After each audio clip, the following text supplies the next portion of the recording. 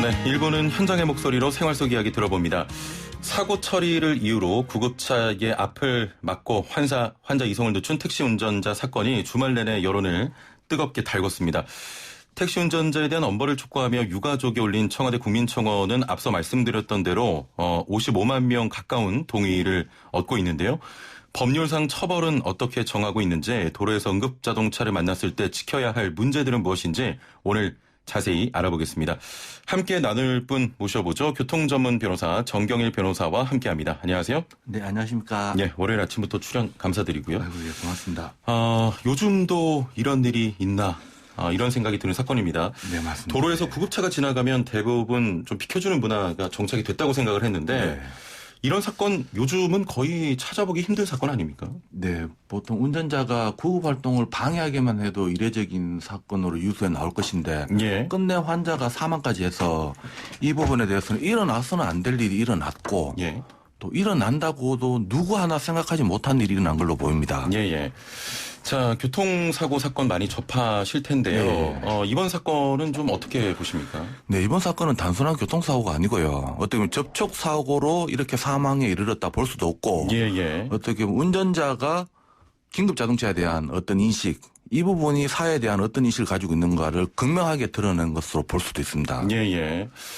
자, 지금 택시 운전자에 대한 처벌을 촉구하는 청와대 국민청원이 하루 만에 거듭 말씀드립니다만 40만 명의 동의를 얻었고요. 주말 네. 동안 또 50만 명 이상의 동의를 받고 있는데 현재 상황에서는 어떤 처벌이 좀 적용이 되겠습니까? 네, 이번 사건 같은 경우에는 먼저 접촉사고가 계기가 됐지만 접촉사고는 보험 처리하면 끝납니다. 아무 문제 안 됩니다. 그 다음으로 지금 국민청원으로 불거지기 전에 경찰에서 업무방해 부분에 대해서 조사하고 있다라고 하는데 업무방해 부분은 긴급자동차 운전자와 택시 기사 간의 문제일 뿐입니다. 그 업무라는 것이 그 피해자의 업무가 아니거든요. 예. 응급 환자를 운송하는 그 긴급자동차 운전자의 업무이기 때문에 여기에서 국민청원을 올린 그분의 피해자에 대해서는 이 업무 방해에 대해서 인정되든 안 되든 어떤 보상을 받는 것도 없고 피해 회복이 되지도 않습니다. 그리고 또 업무 방해 부분에 대해서는 지금 또 응급 구조사가 있냐 없냐 이걸 가지고 문제를 삼는데 응급 구조사가 있든 없든 그거는 적법한 응급 구조 행위이든 부적법한 응급 구조 행위일 뿐이지. 외견상 보호할 만한 가치가 있으면 그 영업으로서 보호받습니다. 영업, 그러니까 업무 방해죄에 해당되는 것에 있어서는 큰 문제 되지는 않습니다. 그렇군요. 자, 일단은 업무 방해죄가 적용될 수 있는 상황이다 이런 말씀 같은데요. 사고 현장에서 실랑이가 계속되면서 환자는 119 구급차가 온 뒤에야 병원으로 옮겨졌고 결국 좀 몇 시간 만에 사망 진단이 내려졌습니다. 이에 대한 책임을 져야 하는 게 아니냐 이런 의견 많은데 이 부분은 그럼 어떻게 적용이 되는 겁니까? 네, 맞습니다. 이번 사건에서 청원을 하게 된 계기가 피해자가 어머니가 상태가 심각해서 병원으로 모시고 가는데 가변 접촉사고가 있었는데 택시기사가 귀를 막고 하는 바람에 끝내 사망한 것이에요. 결국 사망이 가장 큰 주요한 쟁점이잖아요. 그래서 어떻게 보면 병원에 가는 길을 막은 부분, 사망한 부분, 이 부분에 대해서 어떤 책임을 요구하는 입장입니다. 그러면 먼저 길 막은 부분, 이 부분부터 먼저 이야기를 드린다면 그 택시 기사가 접촉사고를 이유로 피해 환자한테 어떤 폭행이나 협박이 있었던 것은 아닙니다.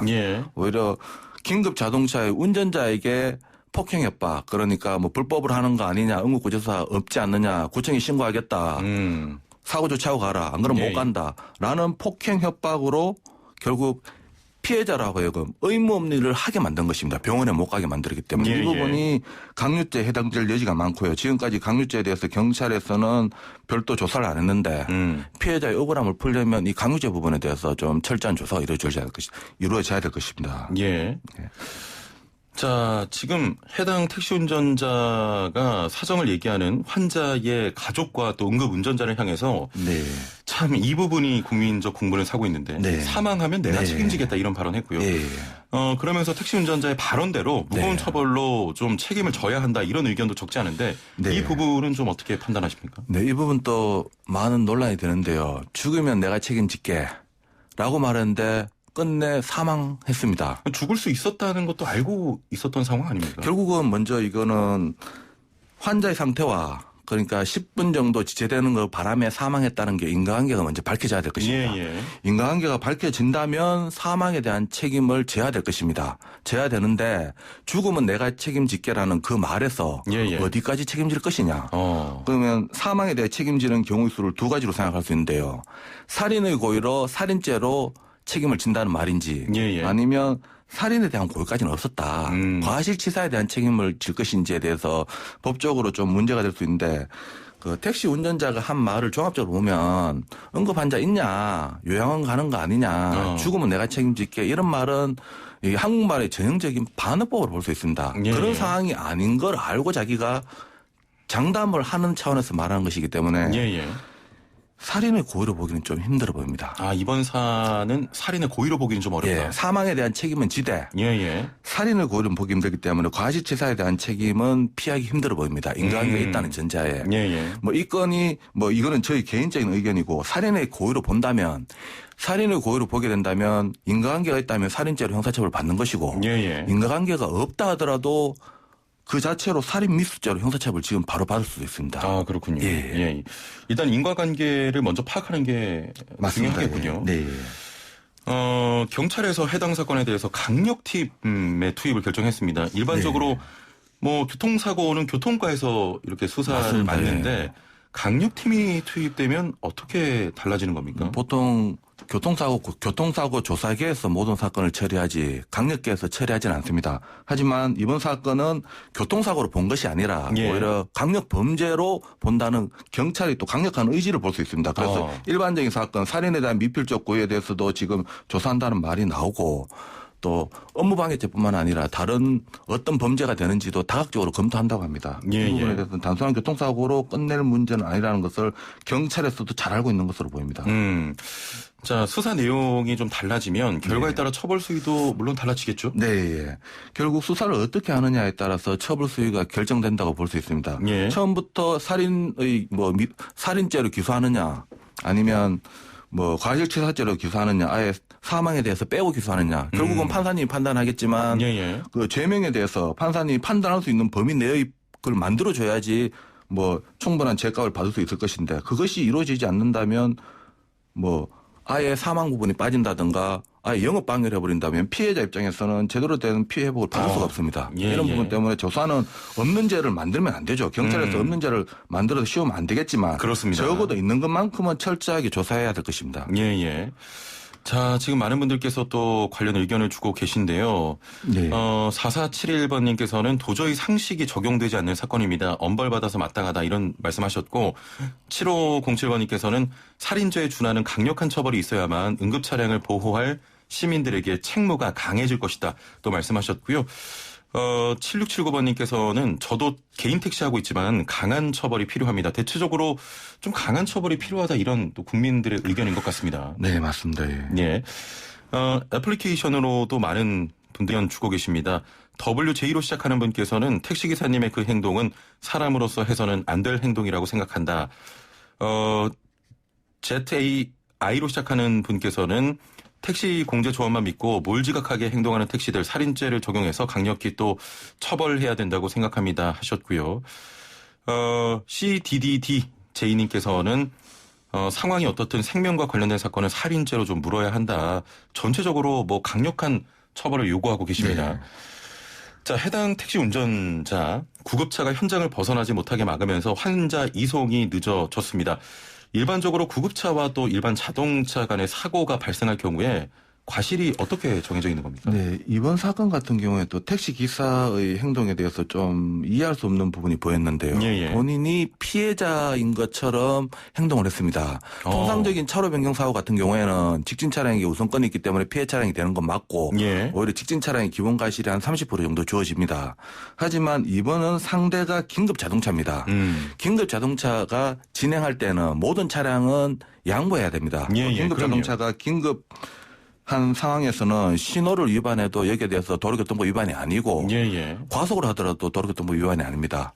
차로 변경 사고에서 차로 변경하는 긴급 자동차는 가해 차량이 아니라 피해 차량이고 과실은 10% 정도입니다. 오히려 택시 기사의 과실이 90%거든요. 훨씬 더 큼에도 불구하고 네. 화를 내셨던 거예요. 네, 맞습니다. 본인이 예. 피해자인 것처럼 이야기를 하고 사고 처리해달라고 이야기했는데 이 부분에 대한 긴급 자동차에 대해서 전혀 인지하지 못하고 예. 어떻게 보면 긴급 자동차에서 양보해야 된다는 그 생각조차도 못한 행동입니다. 예. 만약에 알았다면 상황이 좀 달랐겠죠. 예, 알았다면 오히려 본인이 가해자인 것을 안다면 이와 같이 행동하지 않았을 것입니다. 그렇습니다. 이 부분은 중요한데요. 일단은 응급 차량이 오면 무조건 피하는 게 네. 예, 상식입니다.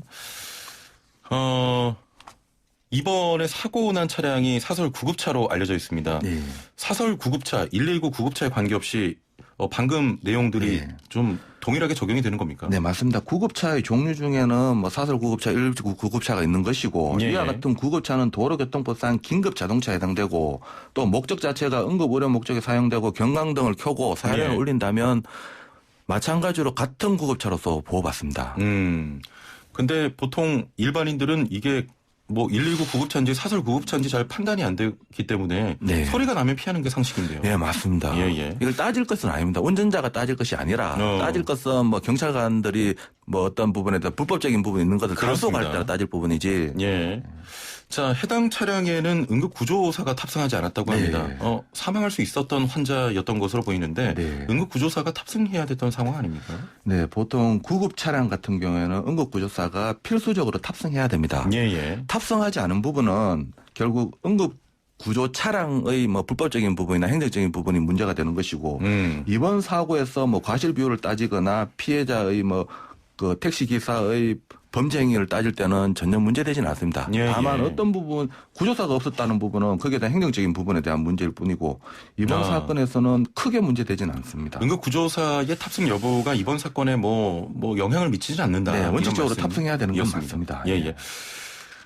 소방차 같은 경우에는 긴급 차량 길 터주기 규정 있지 않습니까? 네, 응급 차량도 해당이 되는 겁니까?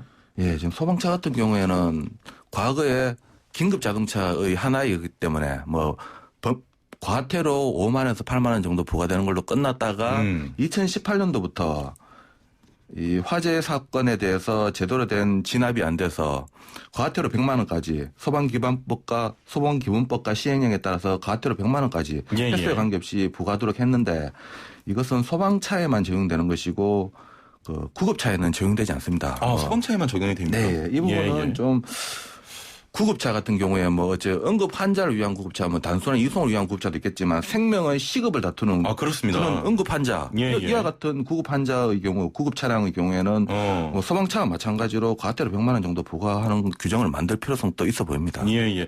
응급차는 현행 과태료가 5만 원에서 7만 원 정도인데 소방차처럼 과태료 100만 원을 부과해야 한다. 맞습니다. 예, 그 개선이 좀 필요해 보이고요. 네. 마지막으로 이런 경우가 있지 않습니까? 도로 주행하다 보면 느끼는 분들도 계실 텐데 응급차가 좀 가까이 와야 소리가 들릴 정도로 사이렌 소리가 조금 적게 들리는 경우가 있습니다. 주민들의 민원 때문에 주택가와 이면도로에서 좀 기준보다는 사이렌 소리를 낮추는 실정이라고 하는데요. 이렇게 대응할 수 있는 거리가 짧아지면 사고를 발생시키는 원인 중 하나가 될 것도 같은데 이런 문제 포함해서 좀 개선돼야 할 부분 어떻게 생각하십니까? 예, 먼저 민원 때문에 소리를 못 낸다. 이거는 주객이 전도됐습니다. 이와 같은 의식이 180도 바뀌어야 되고요.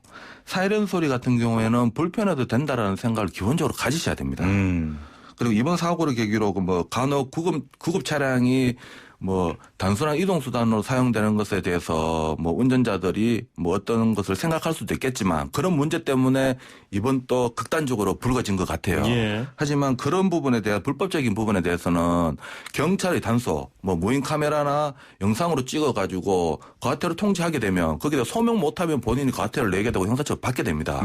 그걸 일반 운전자가 여기에 대해서 시시비비를 따질 것은 아니고 운전자는 불법이든 적법이든 떠나가지고 긴급 자동차라면 무조건 양보하는 배려 운전의 시민의식이 있어야 될 것입니다. 또 그리고 또 이번 사건에서 뭐 어떤 처벌하는 부분에 대해서 뭐 경미한 처벌밖에 못하는 것에 대해서 피해자나 뭐 국민들도 좀 공문을 하는 것 같은데 법정형의 범위 내에서 뭐 합의도 되지 않고 뉘우치지 않는다면 그 법정형 범위 내에서 가장 높은 법정형이 뭐 5년이면 5년 판사님이 판단할 가능성도 배제할 수 없습니다. 그런 것까지 생각해서 뭐 이제 앞으로는 이런 일이 일어나서는 안 되겠죠. 그렇습니다. 애플리케이션으로 KY 주인님께서는 택시 운전자 면허 취소하고 살인죄 적용이 타당합니다 하셨는데 마지막으로 우리 변호사님이 생각하시기에는 네. 어떤 처벌을 좀 받아야 된다고 생각하십니까? 예, 저는 아까 전에 이야기 드렸다시피 살인죄는 살인에 대한 고의가 있어야 되는데 예. 뭐 이분의 그 윤리적 비난 가능성은 어떤 중대 범죄보다도 높지만 살인을 고의로 보기는 힘듭니다. 하지만 강요죄에는 해당될 여지도 많기 때문에 예. 강요죄 법정형이 5년이지만 피해자와 합의 안 되고 여기에 대해서 뉘우치지도 않고 그렇다면 판사님이 법원에서 판단할 때 법정형의 그 가장 높은 법정형 5년 예. 그대로 선고할 가능성도 배제할 수 없습니다. 이 부분에 대해서는 뭐 이거를 뭐 어떤 부분에 공분을 뭐 만족시키기 위해서 살인으로 처벌해야 된다라는 것은 죄를 만들어서 덮어씌운다는 부분도 없지 않아 있기 때문에 그렇군요. 죄를 적용할 때는 신중하게 적용해야 될 것입니다. 알겠습니다. 이야기 좀 정리해 보겠습니다. 현재 청와대 국민청원에 54만 명 이상이 강력한 처벌 요구에 동의를 했고요. 경찰은 강력팀을 배치해서 수사하겠다고 밝혔습니다. 참 안타까운 사건입니다. 오늘 말씀 여기까지 듣죠. 감사합니다. 네, 감사합니다. 네, 지금까지 정경일 변호사와 함께했습니다.